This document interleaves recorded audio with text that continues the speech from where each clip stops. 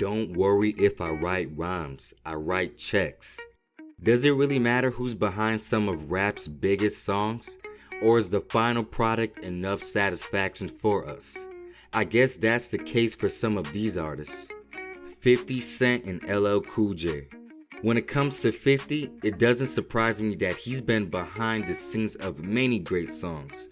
Because of his smooth melodies, it reminds me of the rap Nate Dogg, cause it just flows so easy. One of hip-hop's legend got a lending hand from 50 as he wrote the song Paradise. Paradise is very nice. Yo, that song was kinda hot back then, I can't even lie. Even listening to the A. Marie hook, it sounds like one of his fun girly songs. But I guess this makes sense when 50 wrote for LL, because LL had revealed him and 50 were working on a joint album, but it just didn't work out. I don't think it would have either, as when 50 just came out, he was very cutthroat, and LL was on some strictly ladies' business. But who knows? Will Smith and Nas. Now this would seem like an odd pairing, but that's what makes ghostwriting great. Getting Jiggy With It was a huge smash. I knew that song word for word. And it's been said that Queen's finest, Nas, was the one behind the hit song.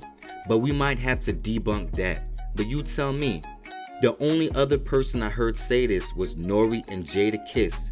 And you can tell even from the way they were saying it, they wasn't too sure, but they gave their own theories. The only other video that hints at that idea was an interview Nas did with Steve Stout. The only thing they both confirmed was that Will Smith wanted him to work on an album, Big Willie style, and the Men in Black soundtrack. And Nas said they worked together, but never mentioned no songs. But in a Reddit post 10 years ago, from said to be Nas's official account, he said that he was in the studio and watched Will write the song himself, and he only added some lines. So you be the judge. Was he trying to be modest or telling the truth? Dr. Dre, Snoop Dogg, and JayZ. Oh man, up to this day, when I hear that Scott Storch's piano start at the beginning of the song, it just gets me going. Classic hard beat to match the lyrics. And some of you might not know, but it was JayZ that wrote the whole song for Still Dre. Most only know of JayZ writing Dr. Dre's part, cause of course, Dre is mainly a producer. In this clip, Snoop explains how he was a part of the writing process, but his rhymes was whack.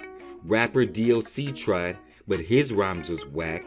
JayZ came through and wrote the song in about 30 minutes, he says, and the rest is history for that. You never really hear JayZ talk about this, as he keeps it low-key, but on LeBron's Barbershop show, he briefly explains his thought process going into writing the song. I'ma definitely do some more digging on who else JayZ wrote for. Quentin Miller. Oh, poor Quentin Miller. It's almost automatic when you hear his name. It's associated with Drake and the feud between him and Meek Mill, and he just got caught in between it. But since then, he has continued to work with old and new artists such as Nas, Gucci Mane, and Travis Scott. But one of the bigger songs he did was Letterman by Wiz Khalifa. Years ago, Quentin Miller went off in some tweets as he was replying to fans and stated that he was part of the song and actually said it was a personal record for himself that he let go, and the next thing he knew, Wiz was on it.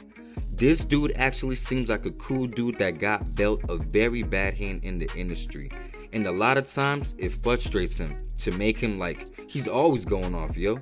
I just hope he continues to get the good look he deserves, cause he did, man. One thing you gotta love about hip hop is that it doesn't matter who wrote it. It's all about the delivery and the person's voice. Quick example is Quentin Miller's voice versus Drake's. Sometimes what might not work for one person is gold for another, but the game is the game. Yeah. Subscribe, drop your thoughts below in the comments, and let me know. Thanks for watching. Stay tuned for more.